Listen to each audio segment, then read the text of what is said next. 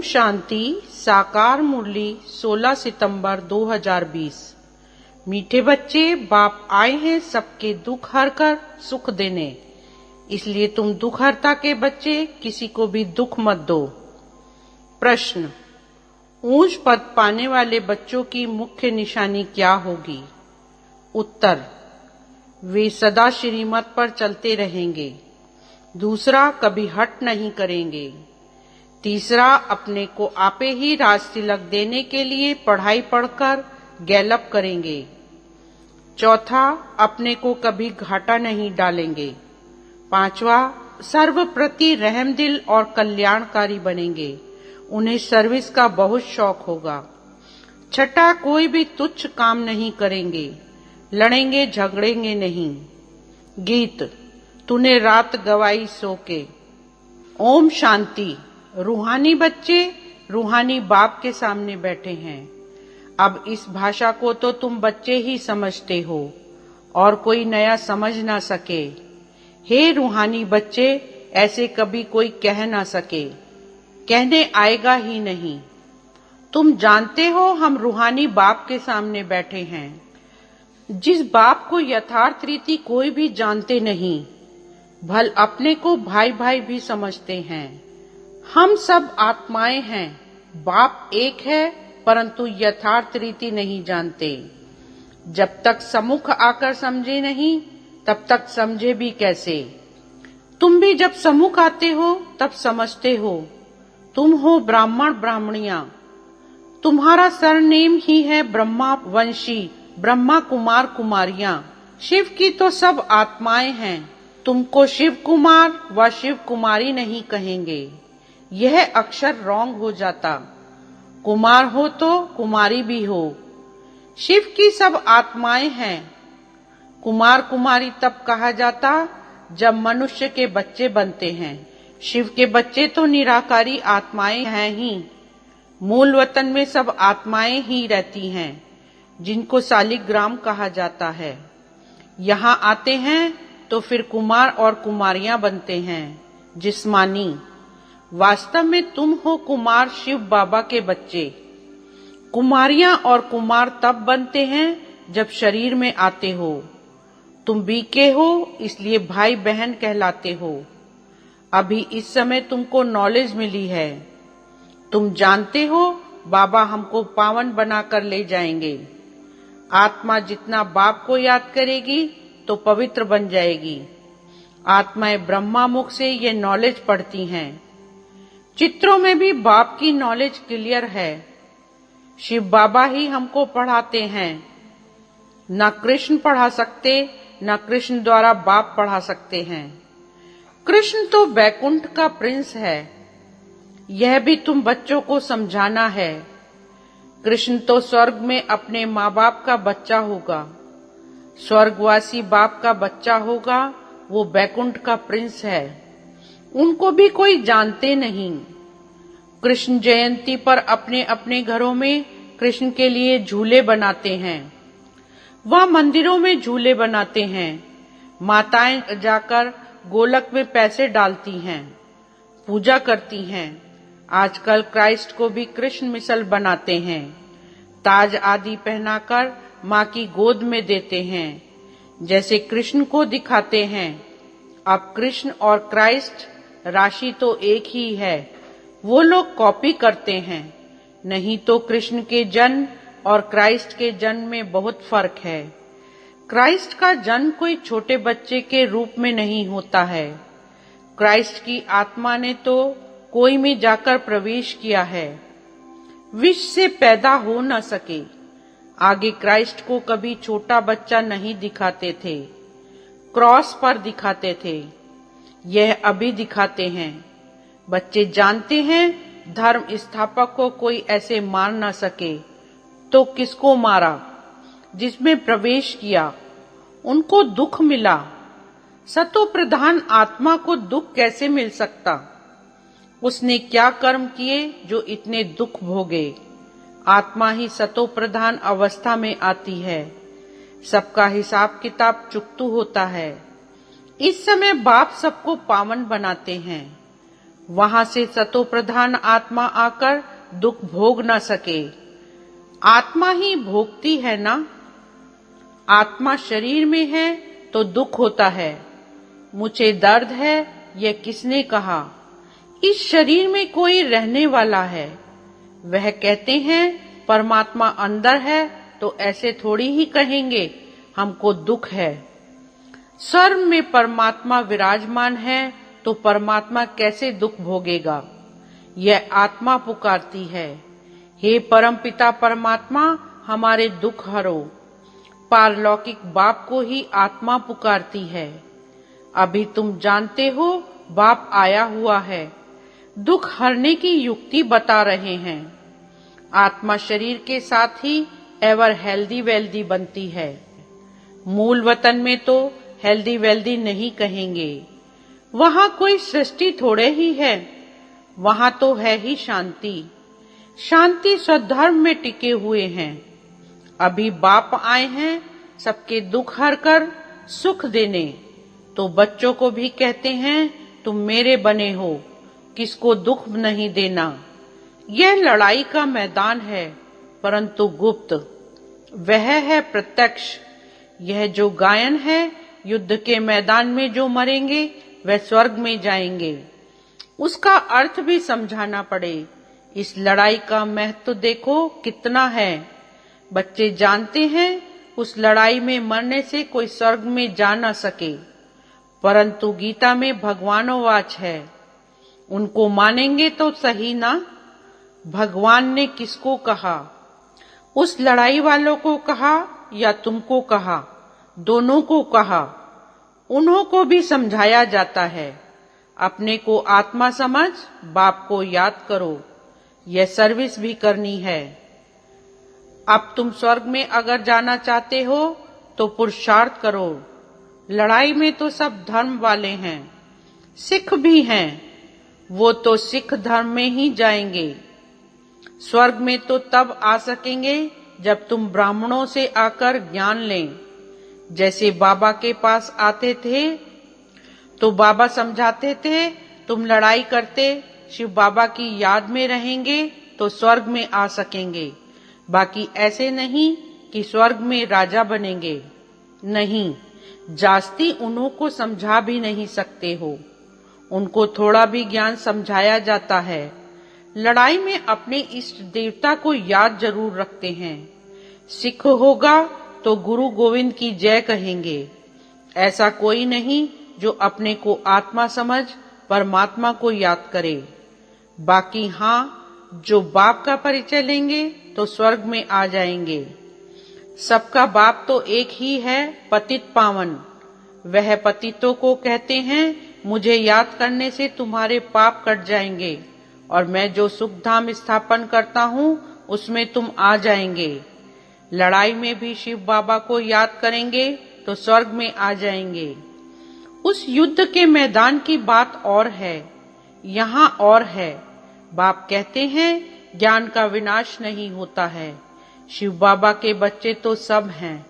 अब शिव बाबा कहते हैं मामे कम याद करने से तुम मेरे पास आ जाएंगे मुक्ति धाम। फिर जो ज्ञान सिखाया जाता है वह पढ़ेंगे तो स्वर्ग की राजाई मिल जाएगी। कितना सहज है। स्वर्ग में जाने का रास्ता सेकंड में मिल जाता है। हम आत्मा बाप को याद करती हैं। लड़ाई के मैदान में तो खुशी से जाना है। कर्म तो करना ही है। देश के बचाव के लिए सब कुछ करना पड़ता है। वहां तो है ही एक धर्म, मतभेद की कोई बात नहीं। यहाँ कितना मतभेद है। पानी पर, जमीन पर झगड़ा। पानी बंद कर देते हैं तो पत्थर मारने लग पड़ते हैं। एक दो को अनाज नहीं देते तो झगड़ा हो जाता है। तुम बच्चे जानते हो हम अपना स्वराज्य स्थापन कर रहे हैं। पढ़ाई से राज्य पाते हैं। नई दुनिया जरूर स्थापन होनी है। नूंद है तो कितनी खुशी होनी चाहिए। कोई भी चीज में लड़ने झगड़ने की कोई बात नहीं। रहना भी बहुत साधारण है। बाप ने समझाया है तुम ससुर घर जाते हो इसलिए अब वन वहां में हो। सभी आत्माएं जाएंगी, शरीर थोड़े ही जाएंगे। शरीर का अभिमान भी छोड़ देना है। हम आत्मा हैं, 84 जन्म अब पूरे हुए हैं। जो भी भारतवासी हो बोलो भारत स्वर्ग था। अब तो कलयुग है। कलयुग में अनेक धर्म हैं। सतयुग में एक ही धर्म था। भारत फिर से स्वर्ग बनना है। समझते भी हैं भगवान आया हुआ है। आगे चल भविष्यवाणी भी करते रहेंगे। वायुमंडल देखेंगे ना तो बाप बच्चों को समझाते हैं, बाप तो सभी का है ना, सबका हक है। बाप कहते हैं मैं आया हूँ और सबको कहता हूँ मामेकम याद करो तो तुम्हारे विकर्म विनाश होंगे। अभी तो मनुष्य समझते हैं कभी भी लड़ाई हो सकती है।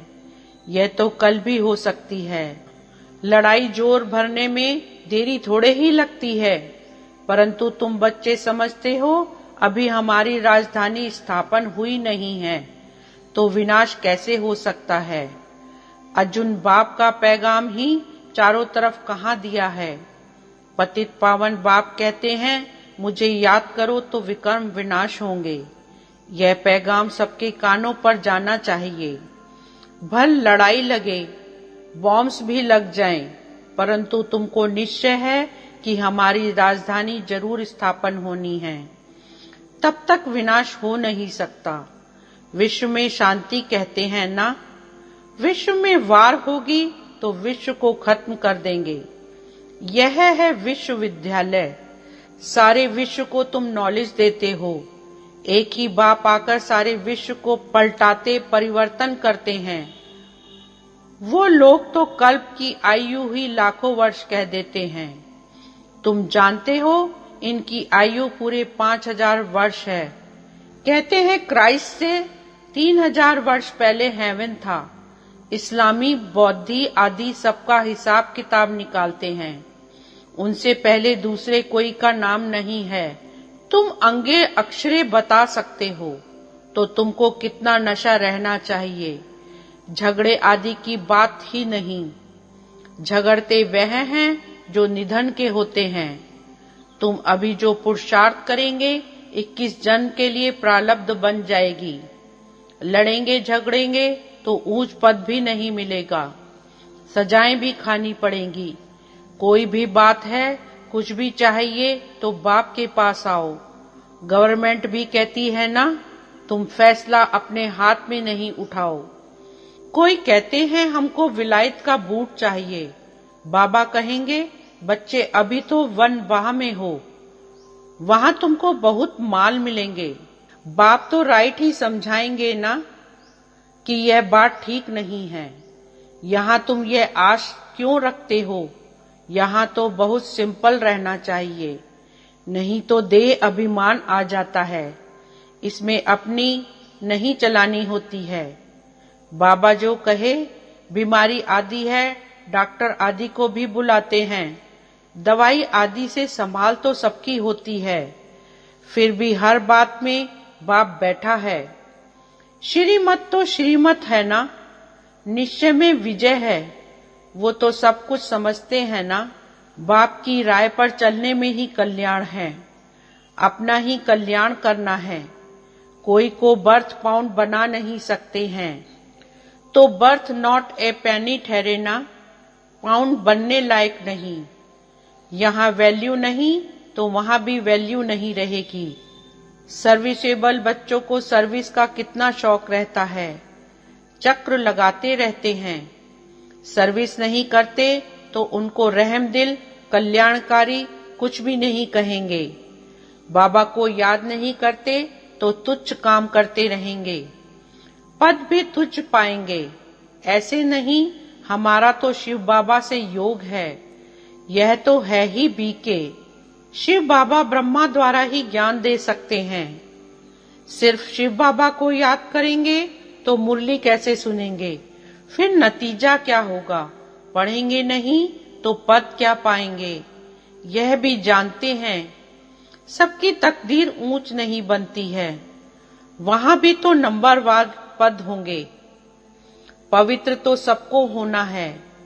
आत्मा पवित्र बनने बिगर शांति धाम जा नहीं सकती। बाप समझाते हैं, तुम सबको यह ज्ञान सुनाते चलो। कोई भल अभी नहीं भी सुनते हैं, आगे चलकर जरूर सुनेंगे। अभी कितने भी विघ्न तूफान जोर से आए, तुम्हें डरना नहीं है, क्योंकि नए धर्म की स्थापना होती है ना। तुम गुप्त राजधानी स्थापन कर रहे हो। बाबा सर्विसेबल बच्चों को देखकर खुश होते हैं। तुम्हें अपने को आपे ही राज तिलक देना है, श्रीमत पर चलना है, इसमें अपना हट चल ना सके। मुफ्त अपने को घाटे में नहीं डालना चाहिए। बाप कहते हैं, बच्चे सर्विसेबल और कल्याणकारी बनो। स्टूडेंट को टीचर कहेंगे ना, पढ़कर गैलअप करो। तुमको 21 जन्मों के लिए स्वर्ग की स्कॉलरशिप मिलती है।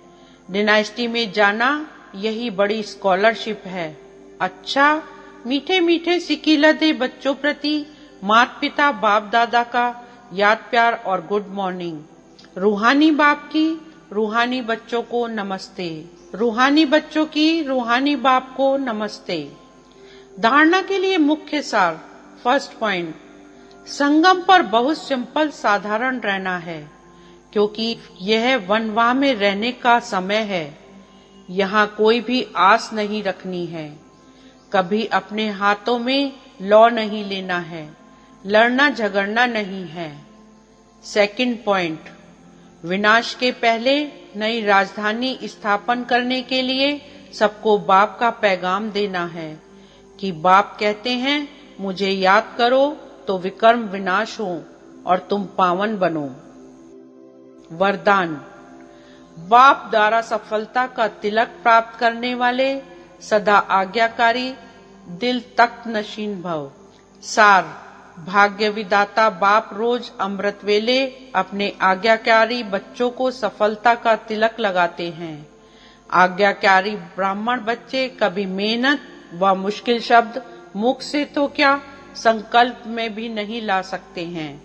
वह सहज योगी बन जाते हैं। इसलिए कभी भी दिल शिकस्त नहीं बनो, लेकिन सदा दिल तख्त नशीन बनो, रहम दिल बनो। अहम भाव और वहम भाव को समाप्त करो। स्लोगन, विश्व परिवर्तन की डेट नहीं सोचो, स्वयं के परिवर्तन की घड़ी निश्चित करो। ओम शांति।